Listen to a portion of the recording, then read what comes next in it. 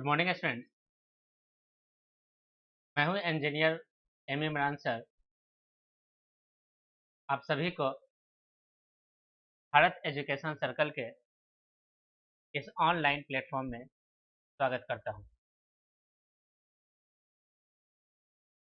जैसा कि आप स्क्रीन पे देख रहे हैं, आज के इस वीडियो लेक्चर में हम लोग कवर करेंगे एलिमेंट्री मैथमेटिकल कॉन्सेप्ट, प्रारंभिक गणितीय संक्रियाएं या संकल्पनाएं। तो सबसे पहले हम लोग इसका इंट्रोडक्शन पार्ट देखते हैं।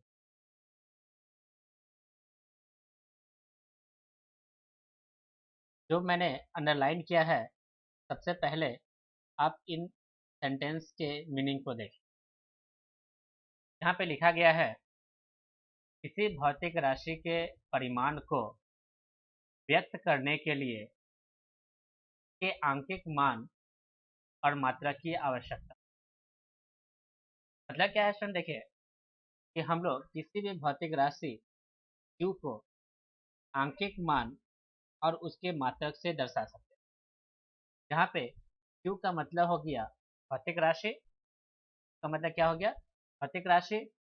जहाँ पे Q का मतलब हो गया भौतिक राशि, Q हमारा हो गया भौतिक भौतिक राशि, N हो गया हमारा आंकिक मान,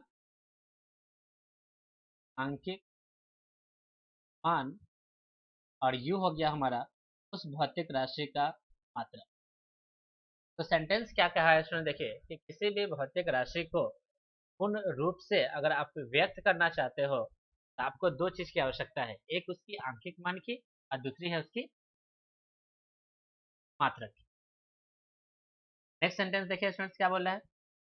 नेक्स्ट सेंटेंस बोला है, परंतु कुछ भौतिक राशियां ऐसी होती है जिनमें केवल परिमाण द्वारा ही पूर्ण रूप से व्यक्त किया जा सकता है। यानी यहाँ पे दो बात बोला, यानी कुछ भौतिक राशि ऐसी भी हैं जिन्हें केवल परिमाण द्वारा ही व्यक्त किया जा सकता है। और दूसरा क्या बोला है, जबकि कुछ भौतिक राशि ऐसी है जो केवल परिमाण के आधार पर पूर्ण रूप से व्यक्त नहीं की जा सकती। यानी इसको व्यक्त करने के लिए हमें इसकी आवश्यकता होगी। इसमें देखें, हमें दिशा की आवश्यकता होगी। तो हम लोग यहाँ से क्या देखते हैं इसमें देखें, तो हमारी भौतिक राशि है, जो हमारी भौतिक राशि है, भौतिक राशि है। यहाँ पे ध्यान से, हमारे पास जो भौतिक राशि है, भौतिक राशि, अब इस भौतिक राशि को हम लोगों ने दो प्रकार से डिवाइड कर दिया। कितने प्रकार से? दो प्रकार से। एक वो भौतिक राशि जिनमें केवल और केवल परिमाण की आवश्यकता हो, और एक ऐसी भौतिक राशि जिनमें परिमाण के अलावा उसकी दिशा की आवश्यकता पड़ जाए। देखिए ध्यान से, एक भौतिक राशि को हम लोग नाम देंगे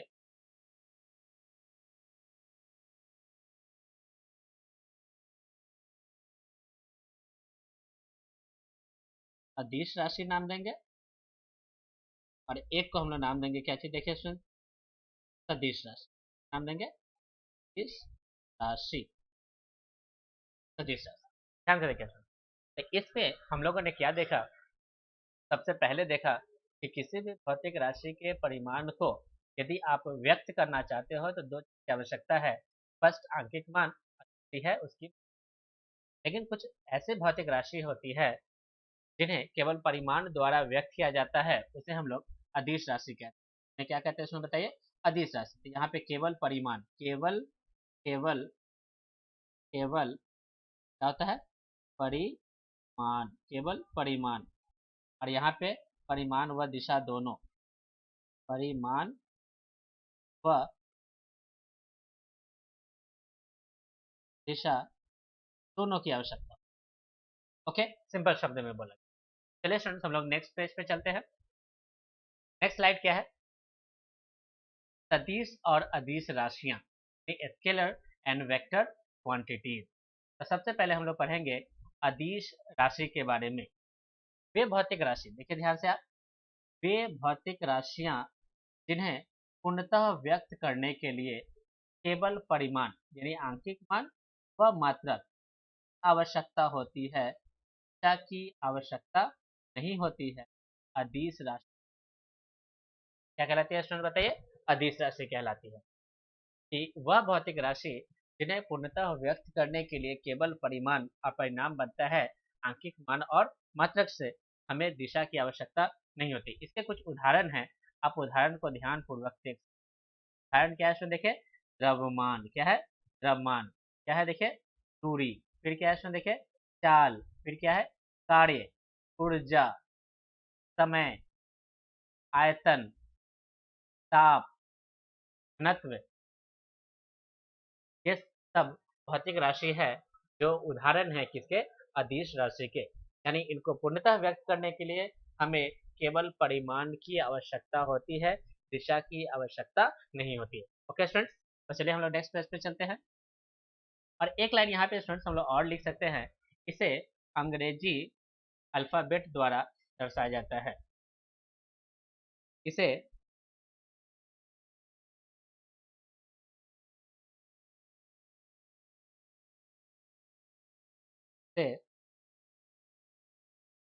अंग्रेजी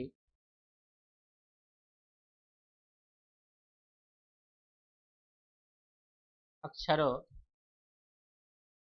द्वारा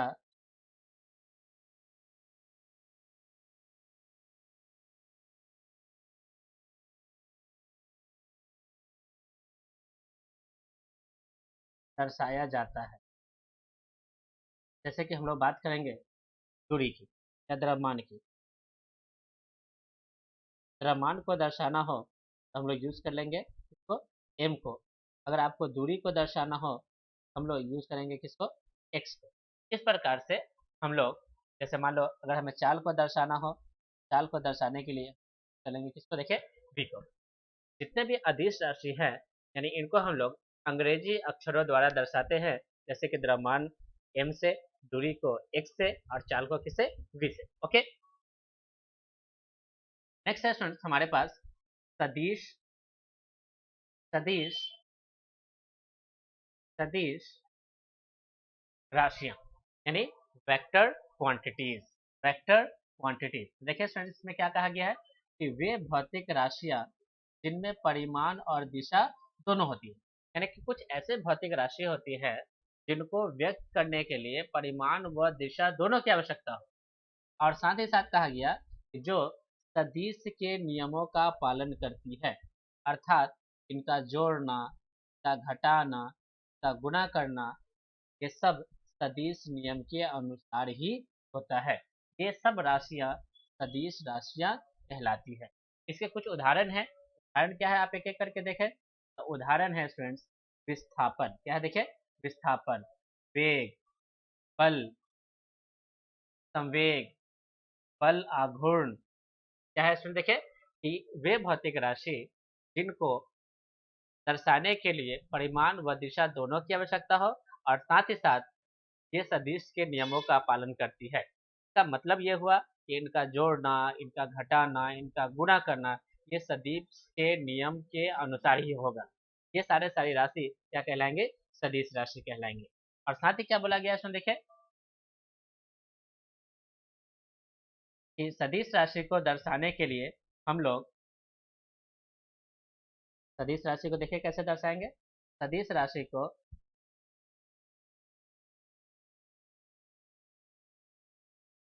सदिश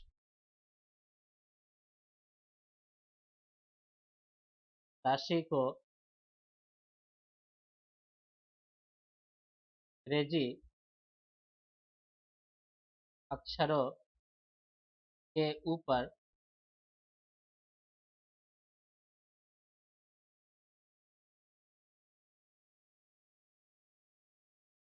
अंग्रेजी अक्षरों के ऊपर तीर लगाकर दर्शाया जाता है। ये सब हम लोग आगे पढ़ेंगे, दर्शाया जाता है। जैसे हम लोग विस्थापन की बात करेंगे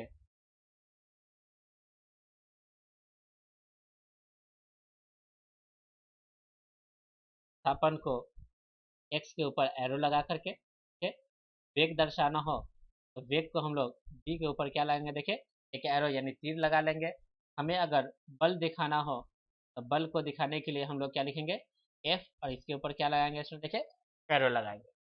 तो हम लोगों ने स्टूडेंट्स क्या देखा, सबसे पहले देखा कि भौतिक राशि को पूर्णतः दर्शाने के लिए हमें परिमाण की आवश्यकता है, और परिणाम के अंदर आंकिक मान और साथ ही साथ क्या होता है, मात्रक होता है।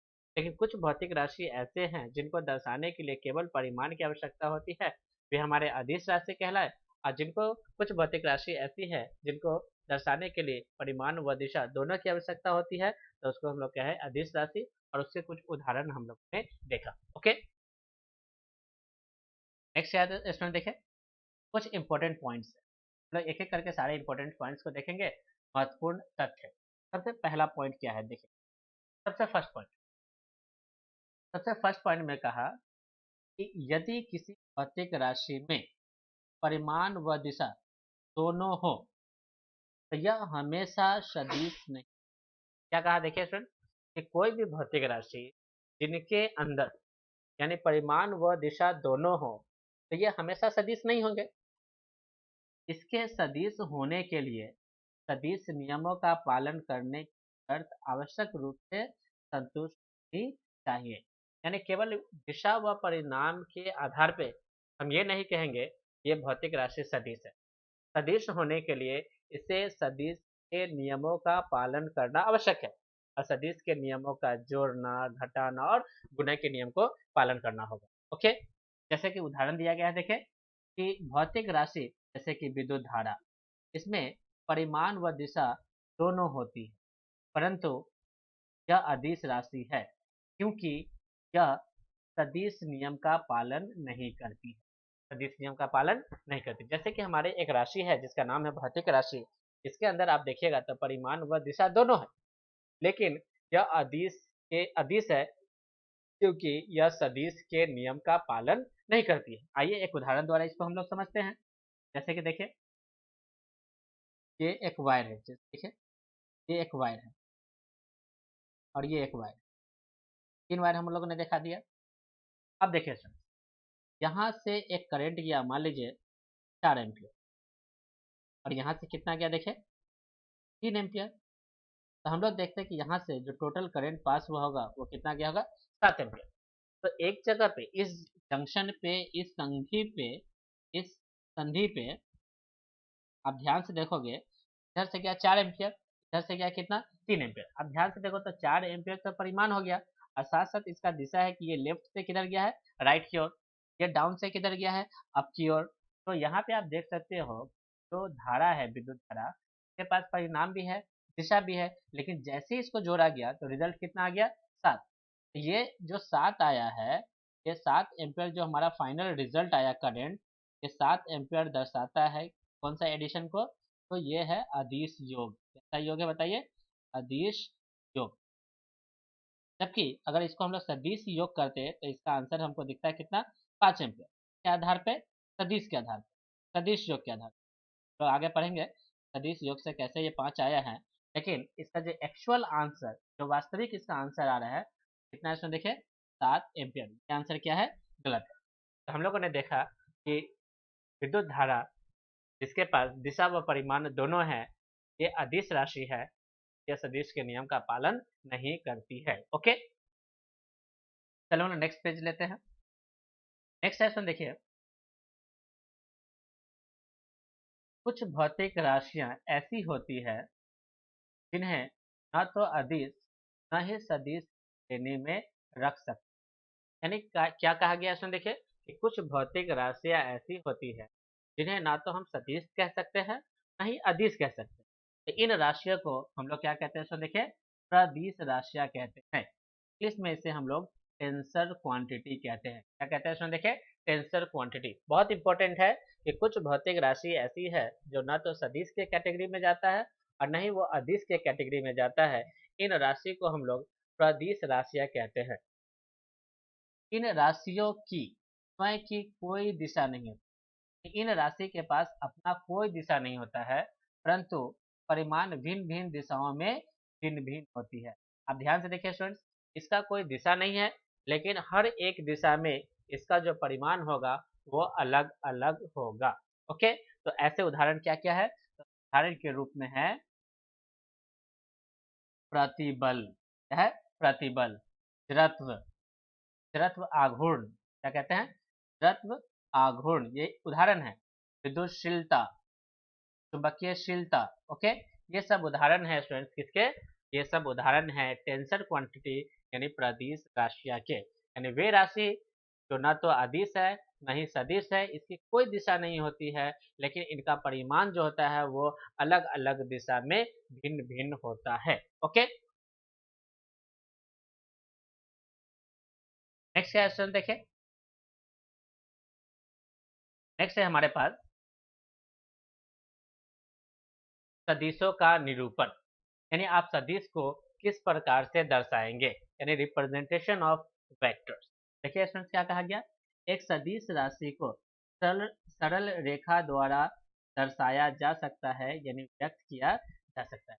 यानी आप किसी भी सदिश राशि को अगर आप दर्शाना चाहते हो तो उसको दर्शाने के लिए आप यूज करोगे एक सरल सरल रेखा यानी स्ट्रेट लाइन के द्वारा। देखा होगा स्टूडेंट, बताइए, सरल रेखा यानी स्ट्रेट लाइन, सरल रेखा तब हुआ स्ट्रेट लाइन,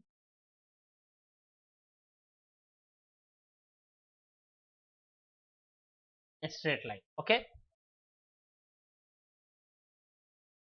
जिसके एक सिरे पर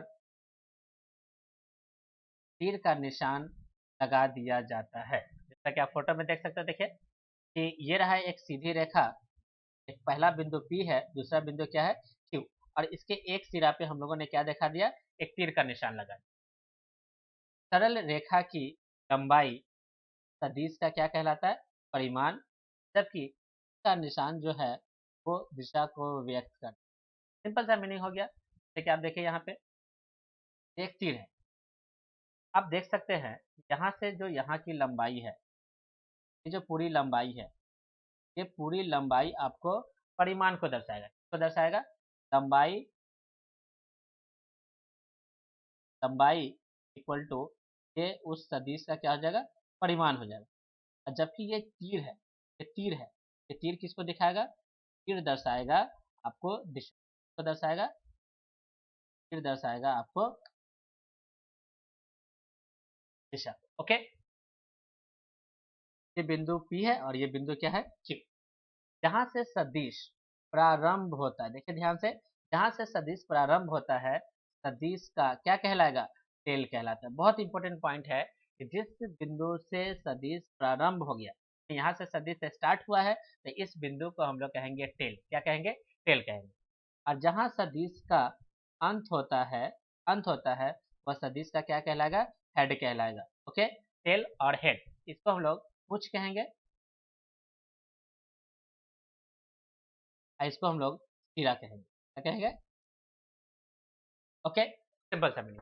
यानी पॉइंट P जो हो गया वो हमारा पूछ हो गया, और पॉइंट Q जो हो गया वो हमारा क्या हो गया, सुन बताइए, सिरा हो गया। ओके, आगे लिखा हुआ है, देखते हैं। जैसे कि यहाँ पे लिखा हुआ है, देखिए ध्यान से, P टेल था, Q को हम लोग क्या कहेंगे, हेड कहेंगे।